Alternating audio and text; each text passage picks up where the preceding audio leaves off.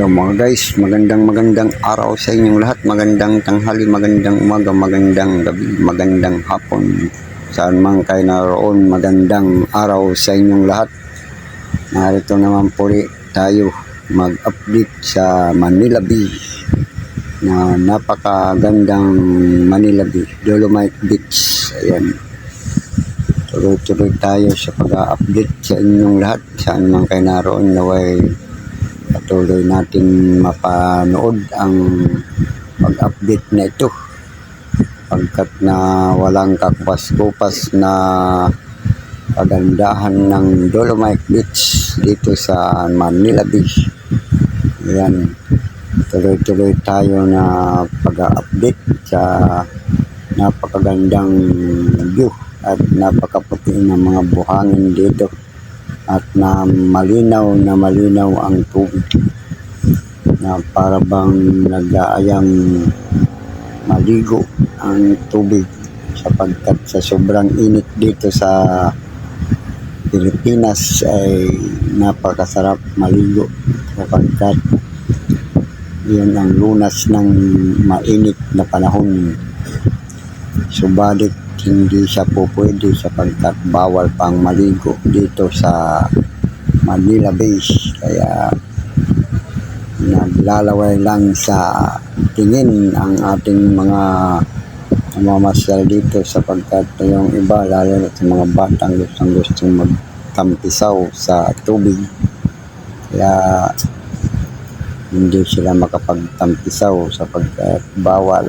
Ayun, minsan nalublob ang mga paa nila pero hanggang lublob lang ang mga paa pero hindi sila pwedeng maligo pagkat bawal maligo sa Manila Beach.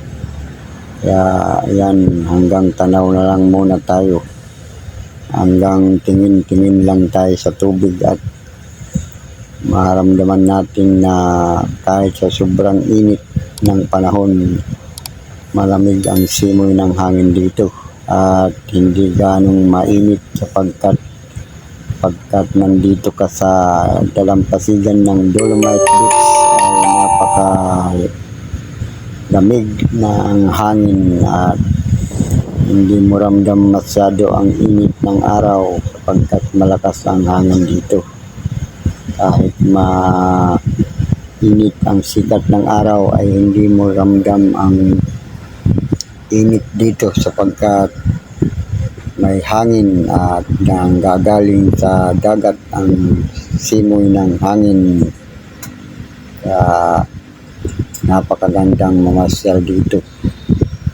Damdam mo na nasa isang beach ka ng Dolomite Beach na napakalinis, napaka-linaw ng tubig sapagkat wala ngayong bagyo at wala pang dumarating na mga bagyo, wala pang mga basurang natatangay sapagkat pagka mayroon ng mga bagyo, mga ulan, dagsa na naman ang mga basura dito sa Manila Beach at busy na naman ang mga naglilinis dito.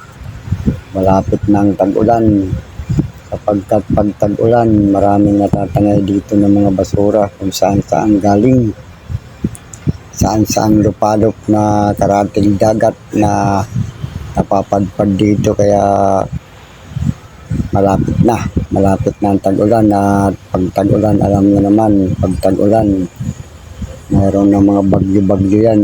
Kaya ngayon malinaw ang tubig at walang natatangay na mga basura sapagkat walang bagyo at malakas na hangin. Pagdating ng mga July, yan mag-uumpisa na yung ulan-ulan at doon na mag-uumpisa yung mga bagyo. Kaya umpisa na rin ang mga basura na mapupunta rito sa dalampasigan ng Dolomite Beach. Kaya ayun, tuloy-tuloy tayong mag-update sa inyong lahat saan man kayo naroon at sana'y patuloy kayong manonood at patuloy niyong suportahan ng update natin dito sa Dolomite Beach sapagkat napakaganda ng lugar dito sapagkat na walang kakupas-kupas, ang ganda. Ayan o.